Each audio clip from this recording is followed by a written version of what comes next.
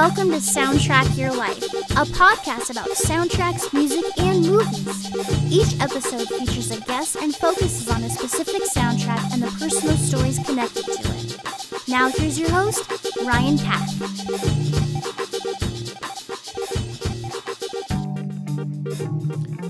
This is Soundtrack Your Life. I'm Ryan Pack, and this is a soundtrack podcast where we talk about soundtracks and why they are important to us. Please remember to rate, review, and subscribe to the podcast, and you can follow us on Instagram at SoundtrackCast and on Twitter at Soundtrack_your.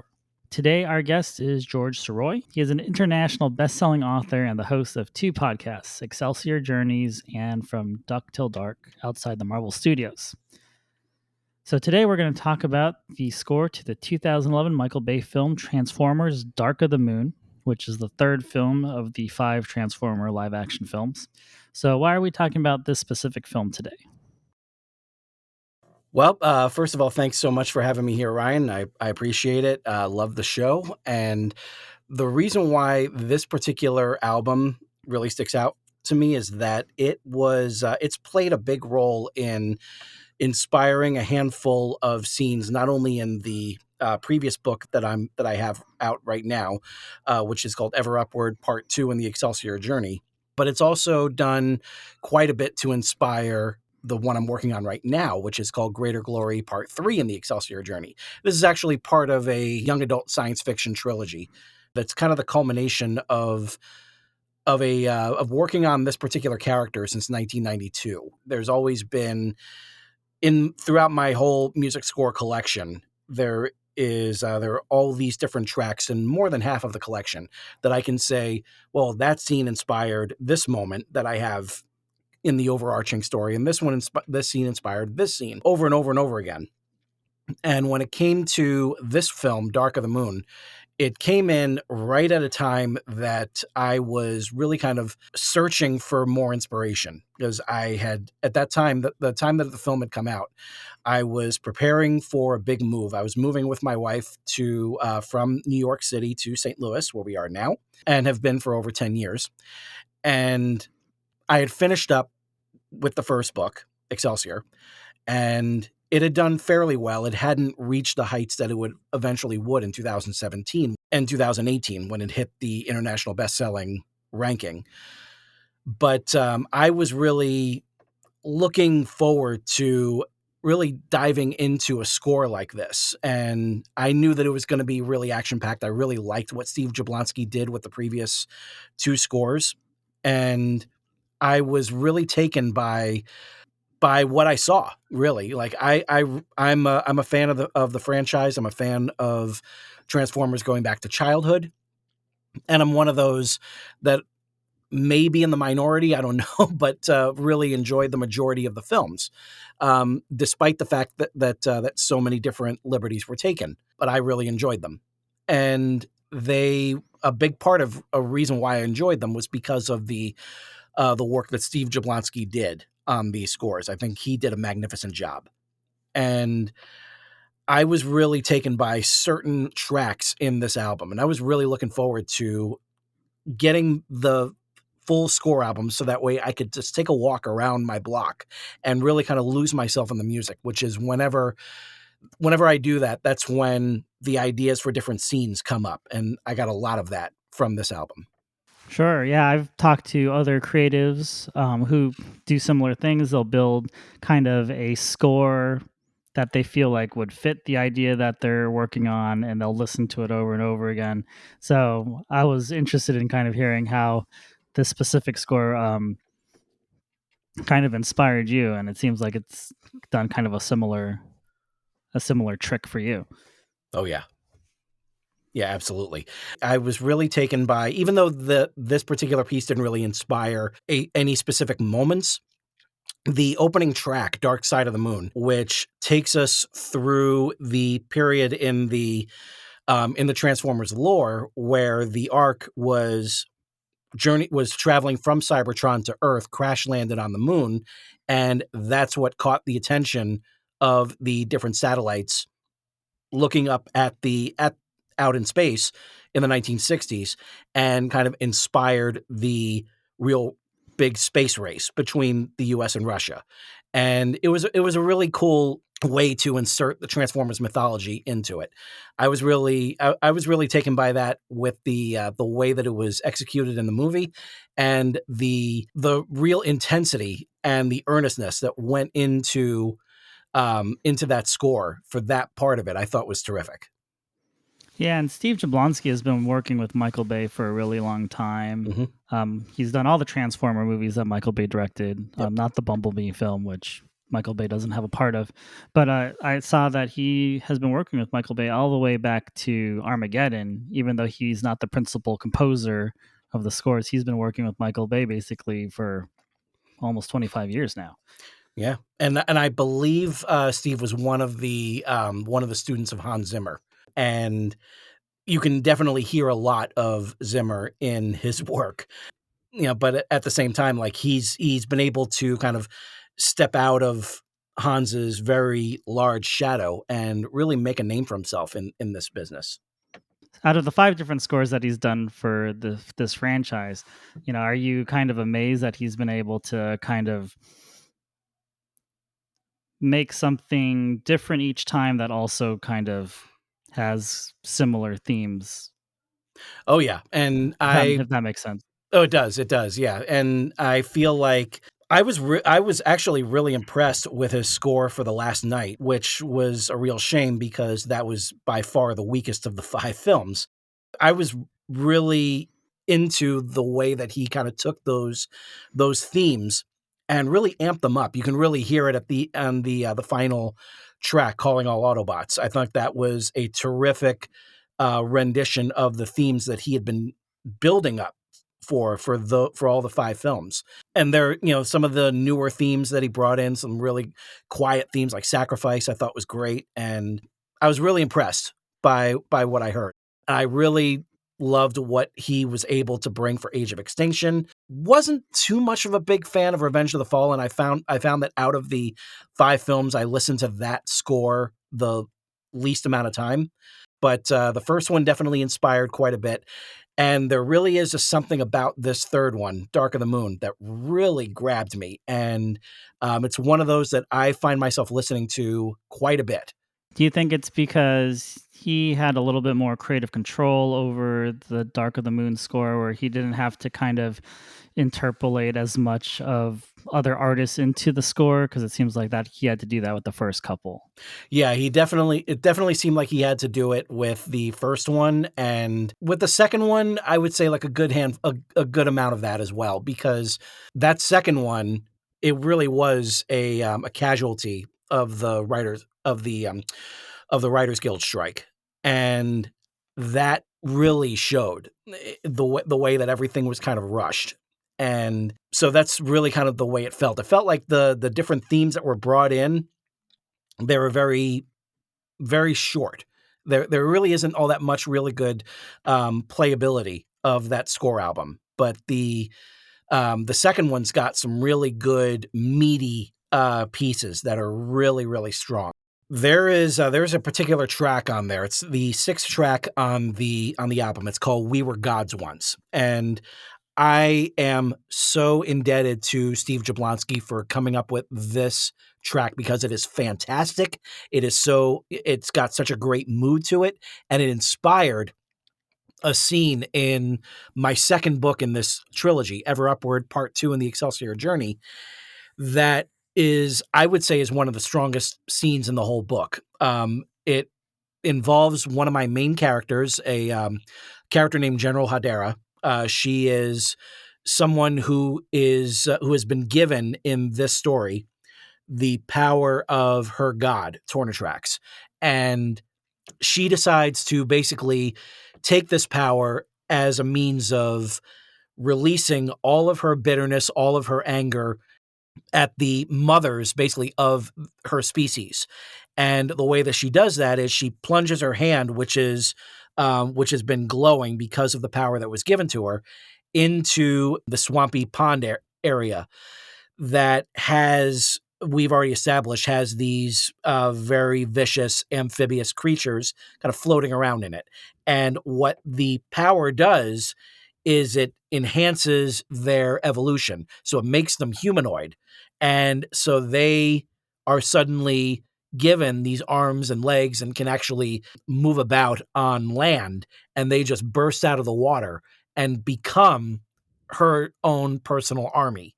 And it's because of that piece of music that inspired this scene. I will be forever indebted to Steve Jablonsky for coming up with that, because it creates such a great mood for what I have in there.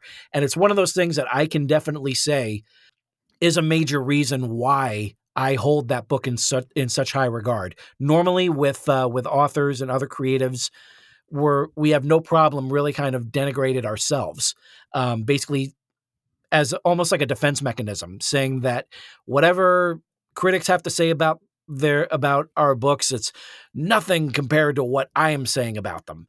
But when it comes to Ever Upward, that's when I have to say, no, I really want you to read this. I stand behind it.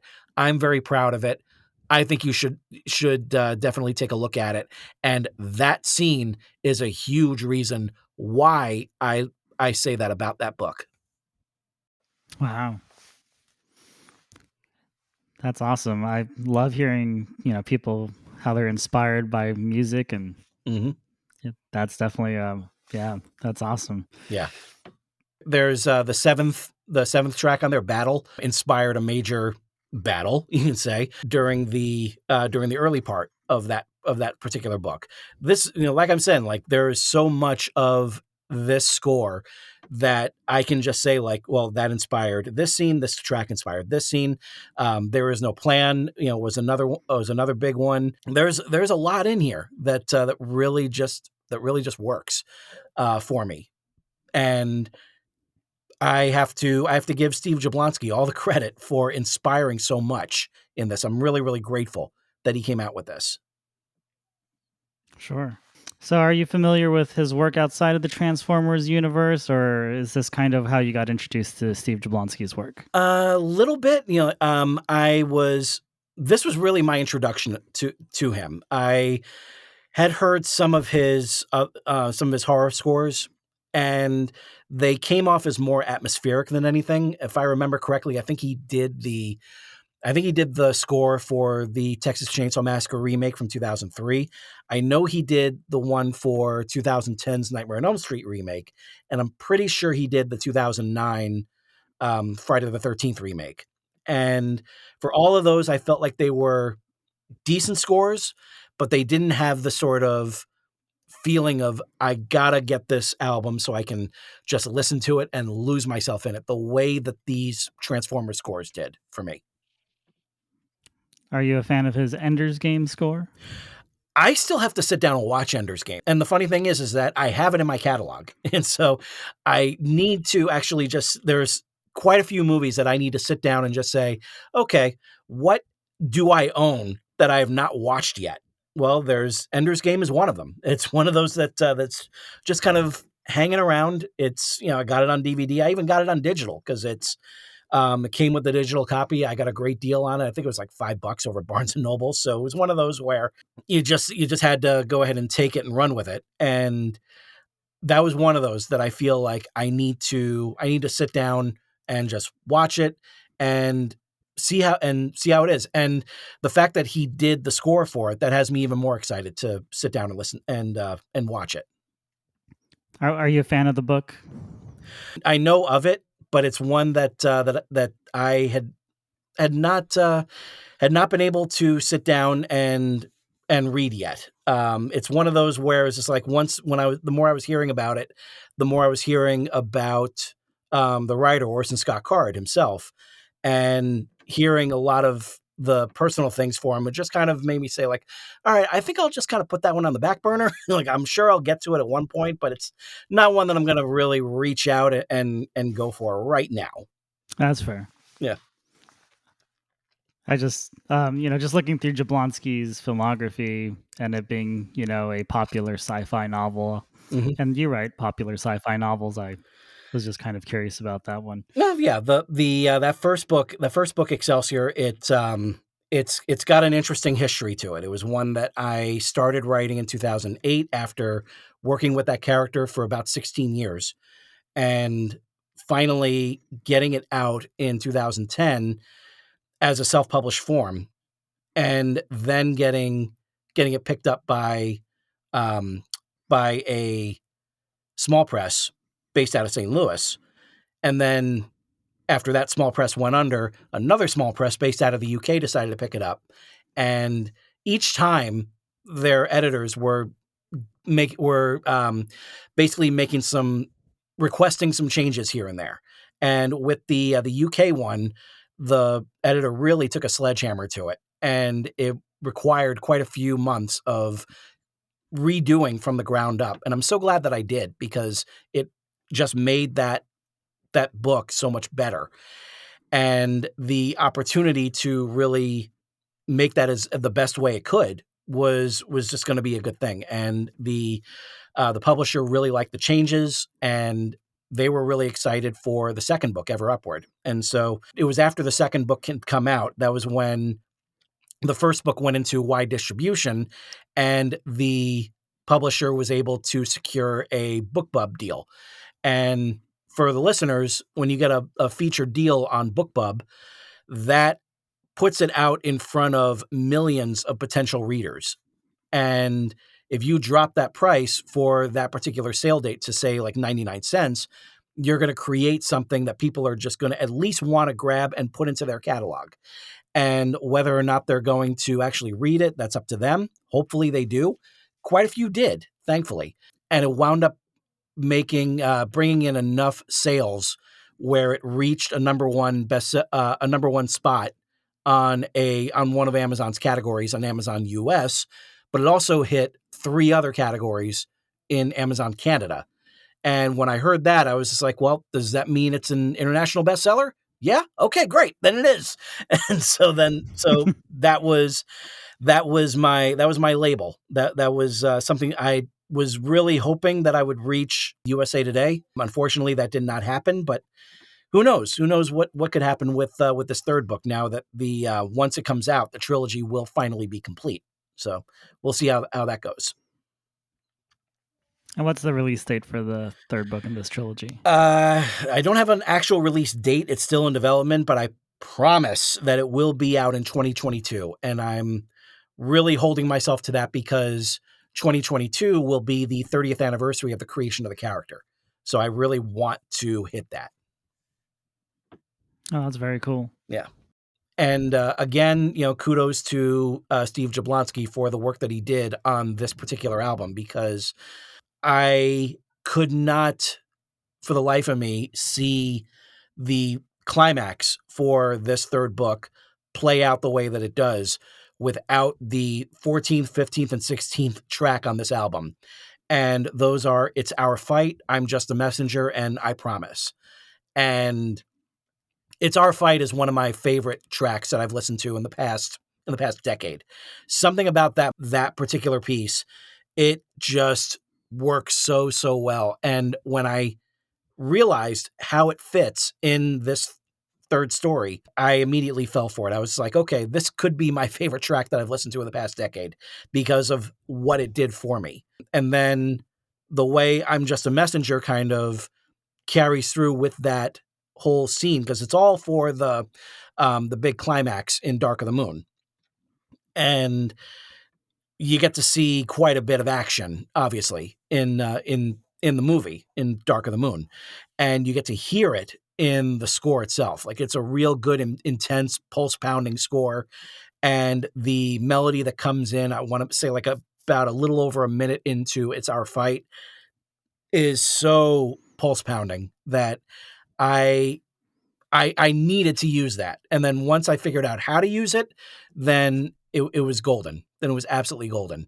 And the way that I'm Just a Messenger plays out, as well as I Promise, it all flows so nicely in the story.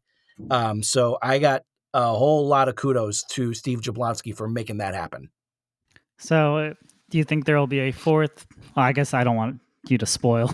I guess that would spoil the ending A of fourth Excelsior? this upcoming book. No, unfortunately there won't. Or actually, I should say, fortunately there won't, because the storyline of the third one, the way that it ends, it definitively ends the story of my main character, Matthew Peters. But there is another story that takes place within the same universe, and throughout the third book, I'm kind of planting some seeds here and there for what's to come. And so that next series, which I am focusing on, it's going to be a sci-fi one again, but this one's going to be a middle grade reader. So it's going to be for ages 13 and up instead of the young adult. Although, mainly just because the younger crowd really took to Excelsior. So why not kind of play to that audience and come out with a series of books that are shorter, that read a lot better, and offer characters that are more of the age that that my readers are right now. So that's the plan for the future. This will be the final part in the trilogy for Excelsior, but there's quite a bit more to do in this universe. And do you think this score, specifically the Dark of the Moon score, do you think that will be a big part of this continuation of the universe? Somewhat. And in fact, I can really see it, really see some of the opening tracks really play a part in it. I can definitely see the pieces like Sentinel Prime, like Lost Signal, and I can see the tracks like No Prisoners, Only Trophies. It definitely can play a part in how this particular story really works out. I can definitely see something with, I think it's called Shockwave's Revenge. That particular piece, I think will definitely play a part in the first book of that series. So I'm not super familiar with all the Michael Bay Transformers movies. Mm-hmm. I think I definitely didn't catch the last one where they removed Shia LaBeouf, or was that the fourth one? Well, the fourth one, the first one without Shia was actually really solid. I really enjoyed that one, and I feel like if they cropped maybe about a half hour out of it, it would have played a lot better. There's a whole sequence right around the middle point that's a whole rescue sequence, and you can literally like just take that, just cut and paste, and just take it out completely, and you wouldn't miss anything. And then there's a whole other there's one of the sequences close to the end that echoed a lot of the terraforming in Man of Steel, where things are lifted up by a magnet and then dropped. You take that whole part out, and as well as the chunk in the middle, and you have a much more streamlined story that just works a lot better. And overall, I'd say that was a really, really solid film, and it had me really excited for what was to come. Unfortunately, what was to come was Paramount and Hasbro putting together this Transformers Cinematic Universe roundtable. And even though they ended part 4 on one hell of a good cliffhanger, they decided to not bring that same writer, Aaron Kruger, back and focus on exploring a whole lot of different ideas. And thankfully, one of those ideas became Bumblebee. But one of those ideas became The Last Knight, which was an absolute mess of a movie. I was so disappointed with that one. Yeah, I was really excited about Bumblebee. I think maybe I was a little fatigued from, I don't know, there seemed to be a lot of drama around this franchise with, first Megan Fox and then Shia leaving. So when Bumblebee came out, I was kind of re-energized a little bit. If that makes any sense? It does, yeah. And Bumblebee was, like a very, very strong movie. I thought it was much better than a lot of what had come before. I'm not sure exactly where it ranks in terms of where it mingles in with 1, 3, and 4, because those are the stronger ones in my opinion. 2 was a mess, and 5 was just a heartbreak. But it's definitely up there. And a lot of people say that it was the best live action rendition, and I would not argue with that. But how do you feel about the music for Bumblebee? I was because Steve Jablonsky did not do the music. I was pretty good with the music. I feel like it kind of got lost in the shuffle a little bit. I feel like the focus was a lot on the 80s music that was there. Mhm. And it's one of those movies where it just kind of you just kind of have to go with it in terms of the kind of songs that they were incorporating. And for the most part, I thought they were solid choices. The score itself, I felt, was not very memorable.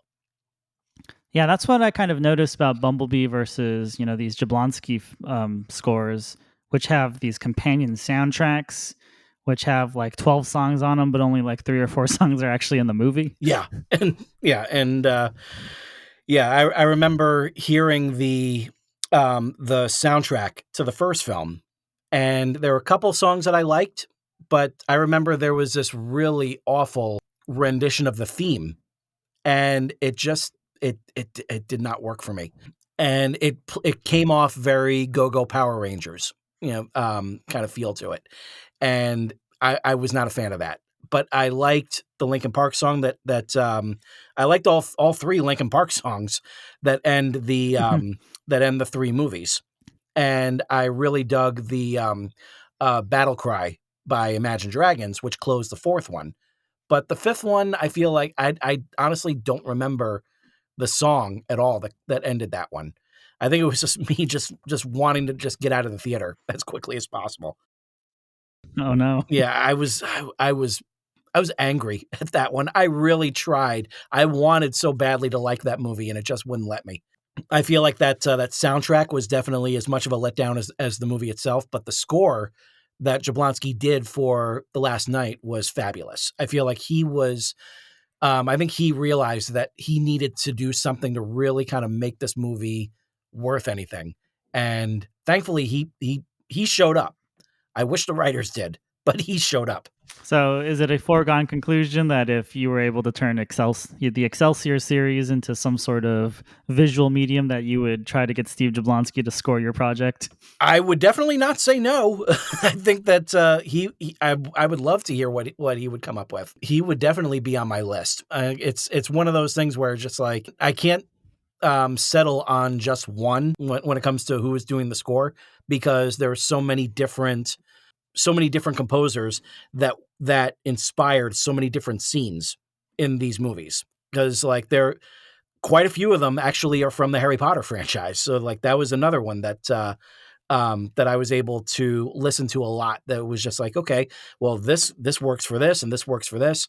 I mean, if you put together, which I've done, I've actually made my own soundtracks for both movies, and the composers are all over the place, but they work for the scenes that they were doing at that time.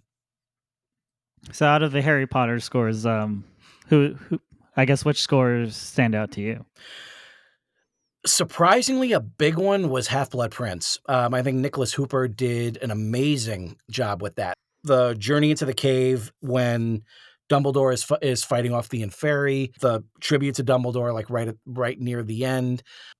There's quite a few pieces in there that inspired other pieces from Forever Upward, and the Deathly Hollows Part 2 score that was done, I thought that was also fabulous. And the scene with the Resurrection Stone, that inspired a huge part of Ever Upward, as did the Severus and Lily track. So yeah, like even though I'm taking it away a little bit from Dark of the Moon, I do have to give credit where it's due for the other composers that have come up with so much great material that inspired so many scenes that I really responded to, like, as the writer. And I just hope that other people are feeling the same way about it when it's all said and done. I mean, the focus was Dark of the Moon, but I definitely love to hear about the different composers that you connect with. I'm not too familiar with Nicholas Hooper. I know that he did two of the Harry Potter films. Yeah, he did Order of the Phoenix and Half Blood Prince. His Order of the Phoenix score I thought was solid, but the Half Blood Prince one, I was going back to that over and over and over again. I was just like, there was something about this score that just works, and I just could not stop listening to it. And then when it got to The scenes that I mentioned before, like Journey to the Cave, I was like, this is fabulous. Then I saw the moment in my book that that music inspired, and whenever that happens, those additional scores, those scores really get an extra. They go up a few rungs on the ladder for me. Sure. Yeah, I was just kind of looking at the different composers for the Harry Potter films. You have John Williams, who, you know, no introduction necessary for him. Of course, yeah. You have Desplat, who's a very popular composer now. Oh yeah. Most famously now, I think, with Wes Anderson, among other Mhm. filmmakers. Patrick Doyle as well. Oh, his He's score done, for Goblet of Fire is fabulous. It's absolutely fabulous, and the entire track Voldemort inspired my ending. It inspired my climax of Ever Upward, and that's something that I will never ever forget. Because the way that it all came out, as soon it wasn't one of those things that immediately struck. It was quite a few years after hearing it, and it was when just listening to it over and over again, just like I know that there's something here, and hearing the last part of it, the last couple of minutes of that piece, it just I saw it like literally like exploded in my mind. I was like, that is my climax, and I just been making sure that the rest of the book works well enough so that when it reaches to that moment, it's earned, and thankfully I did. For some reason, I just don't connect with a lot of the previous and work after for Nicholas Hooper. Mhm. And you would assume that after doing a Harry Potter movie, that he would be in, or doing two Harry Potter films, that he would be in high demand. Yeah. Yeah, just a lot of what he's done, Mhm. I've never heard of. It, you would think with someone who gets commissioned to do something as visible as a Harry Potter film, that it's like, oh, he's done X, Y, and Z film, and then afterwards he did X, Y, and Z film. Mhm. But I'm drawing a blank when I look at a lot of his work. I mean, good for him. Obviously, he did a great job. They brought him back to do a second Harry Potter film, and he's been very inspiring for you. But Oh, yeah, yeah.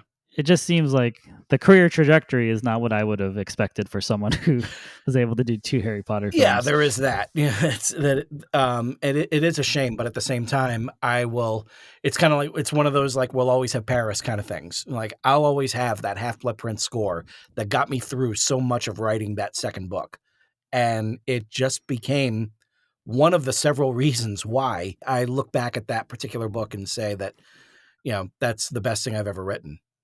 Yeah, not a slight to him. I think he's just done a lot of British TV stuff that I'm not familiar with. Yeah, But it's, by doing research, it's kind of fun to see these kind of outliers. And, you did a great job, and, it worked for you.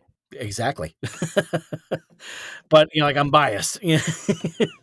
And just like what, what Nicholas Hooper brought, what Patrick Doyle brought, and what Steve Jablonsky brought with Dark of the Moon. I will forever be in debt to them for everything that they inspired, for me.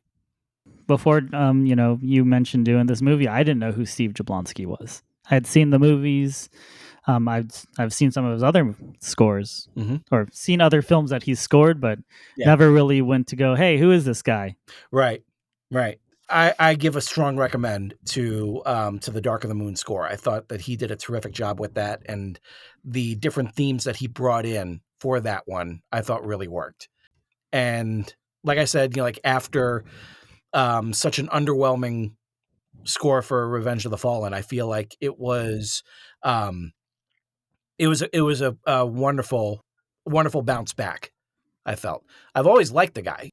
I really admire what he did with that first Transformers film, and I do like some of the stuff that he brought in to Revenge of the Fallen. But like I said, the tracks were really really short, and it just felt like so much of it was just rehashed from that first film. But you have to chalk it up to this was this was a Writers Guild casualty. And once you get past that, then you can just kind of move on with the rest of the film, and then really enjoy Dark of the Moon. It seemed like everyone was much more on top of their game that the second time, that for that third time. Yeah, I'm really glad that you brought up the writer's strike because I feel like people have forgotten about it and people have forgotten how much that has affected a lot of shows. I think Heroes was a huge casualty of that. Heroes was a big one, yeah. But when I was researching Jablonski, I just love kind of the first thing on his Wikipedia page about how he was studying computer science, switched to musical composition, and basically just called Hans Zimmer's production house and said, "Hey, do you guys need any help?" Nice. That's smart. That's a great way to do it, and I'm thrilled that he did. I'm very, very grateful that that he was able to that everything fell into place the way that it did for him. I'm glad that he was there. I'm glad that he did the work. I'm glad that he was able to make the connection with Michael Bay. I'm glad that he was able to deliver this kind of work, because I honestly don't know what the third book's climax would be if it was not for that triple threat of tracks right near the end for that album. I'll forever be indebted to him for that. How much of the Hans Zimmer influence do you hear in his music, or do you think he's kind of forged his own path away from that? It's definitely there. It sounds a lot more like some of his earlier stuff, specifically Backdraft.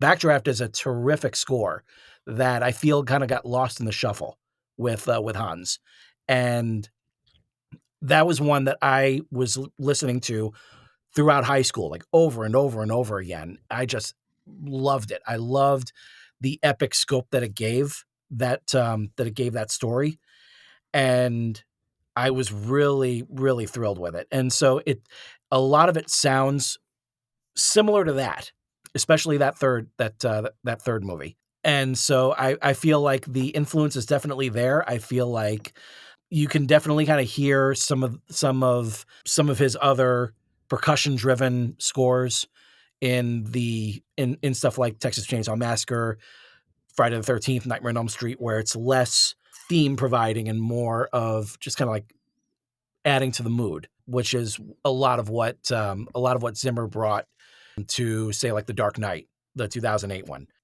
We'll always forever love that movie, but the score is not one that I always really kind of listen to on its own.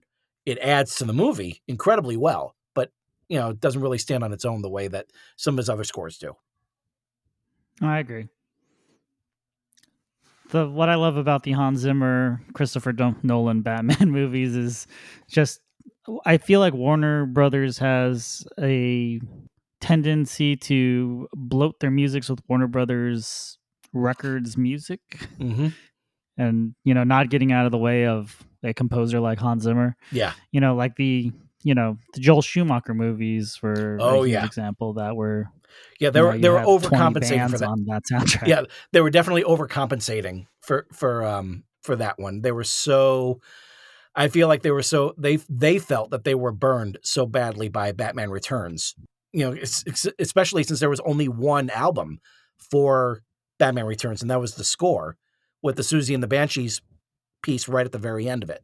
Mm-hmm. So it did not have that commercial viability that they were really looking for. So they really pushed that to the hilt with Batman Forever. Like, they're doing music videos and doing everything they possibly could to really get that out there. Like ending the end credits with I think it was like U2 and then Seal. I want to say there was like at least one more track from there. Those were the two anchors for that album. And then they were really pushing Batman and Robin's one in just all the wrong ways. Right. Yeah, so I guess one of the good things that they didn't do with these Transformer movies is they didn't try to insert too much popular music into the movie. Yeah. Even though they made these soundtracks that had a bunch of songs on it. Yeah, and there was definitely, like you said, there were the soundtracks that were released with only like a handful that were actually in the movie. I feel like out of those, I feel like Dark of the Moon definitely I would say, like, had the strongest selections out of them for the most part. But I was glad to hear that that the score was really given its own chance to breathe in that one. Yeah, I think I saw it's a 39-minute soundtrack, but only 4 of the songs are actually in the movie, and they have very minor roles. Yeah, and I think two of them are in the credits. So Yeah, I'm not typically a huge fan of soundtracks that do that, but at least it was in service of letting a superior score have its due. yes, which is something I will forever be grateful for. It's kind of like the 2002 Spider-Man score. How that was really kind of front and center, but they were really, really pushing that music from and inspired by the film Spider-Man. So, Mhm. where again, there was only like about 2 songs maybe that were given any sort of prominence in the film, and only one of them was the end credit song. Yeah, I know that you have a podcast about the non-MCU films, Yes. but I think one smart thing about the actual MCU is the lack of popular music within the movies to Yeah. make them dated. Yeah. And thankfully quite a few of those scores are damn good. I'm glad to, own a handful of those albums. I'm glad that that some of the themes have really have stepped up and become truly memorable. Yeah, I feel like I hadn't heard Alan Silvestri's name in a really long time, and then I feel like he's made a really strong comeback. Oh yeah. Obviously he's going to be known now for the Avengers theme, but Mm-hmm. And rightfully so, because that's a damn good theme. I remember him from Back to the Future and Who Mm-hmm. Framed Roger Rabbit, and then I feel like he And kind Predator. of Yep. and Predator, yes, Yep. and then I feel like maybe his name kind of faded a little bit, and then I feel like he's made a strong comeback over the past 5-10 years. Oh yeah. Yeah, I can definitely agree to that. So thank you so much, George, for coming on the podcast. Thank you for having me. This is a lot of fun. Yeah, I was glad to talk about Dark of the Moon with you and the other scores that have inspired your writing. Mm-hmm. Yeah, that's one thing I'll always be grateful for is all these composers coming up with pieces that not only serve the movies that they're in, but also serve in many, many other creative ways. So I'll always be grateful to film music composers for doing that. Yeah, and that's a big reason why I started this podcast. There's pieces of music, whether it be a song or a piece of a score, that can inspire someone to write a series of books. Oh yeah, absolutely. So I loved hearing about that. So they can find Excelsior and the other books of the series basically anywhere where you can buy a book. Yep. Yeah, but you can find it on. You can also find the audiobooks on Audible. I recorded the audiobooks for both Excelsior and Ever Upward myself, and I'll be doing the same thing with Greater Glory once that is completely finished. You'll know that it's completely finished when you hear champagne corks popping over in St. Louis. So. And probably over in the UK too, because that'll be from my publisher being happy that I finally delivered. So, You can also check out George's 2 podcasts, Excelsior Journeys and From Duck Till Dark, outside the Marvel Studios. yep, you can find them both on.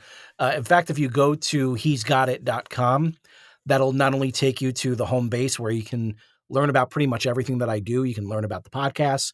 You can learn about the books. You can even purchase copies directly from me, so that way you'll get personalized autographed copies that also include a little extra goodies along the way.